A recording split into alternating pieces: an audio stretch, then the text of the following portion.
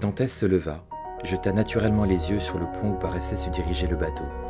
Et à 100 toises devant lui, il vit s'élever la roche noire et ardue sur laquelle monte, comme une superfétation du silex, le sombre château d'If. Rendu célèbre par le Comte de Monte Cristo, un roman d'Alexandre Dumas, le château d'If a été construit sous la demande de François Ier entre 1524 et 1531 au large de Marseille.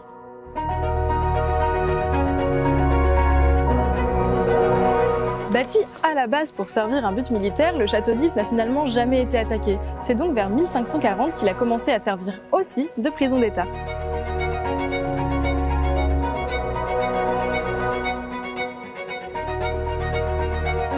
Pendant des années vont cohabiter au cœur de ces murs des soldats et des prisonniers, pour la plupart religieux ou politiques. En 1848, 120 insurgés sont enfermés au château d'If et pour leur permettre de passer le temps, les gardes vont leur accorder le droit de graver un message sur les pierres de cette cour. Parmi les messages gravés sur ces murs, on retrouve des noms, des dates ou encore le symbole des professions des personnes enfermées ici. Mais l'un des graffitis les plus courants est inspiré par un prisonnier fictif, le comte de Monte Cristo. On retrouve en effet beaucoup de cœurs qui étaient le symbole de l'amour que portait Edmond Dantès à Mercédès. Et puis quand on sait que l'espérance de vie ici ne dépassait pas les 10 mois, on comprend pourquoi les prisonniers avaient envie de laisser leurs traces dans la postérité.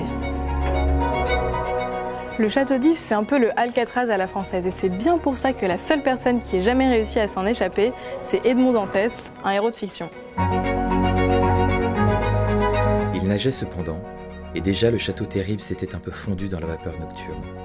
Il ne le distinguait pas, mais il le sentait toujours. Visiter le château d'If, ce n'est pas seulement découvrir une page de l'histoire, vous pourrez aussi ici admirer la plus belle vue de la cité phocéenne.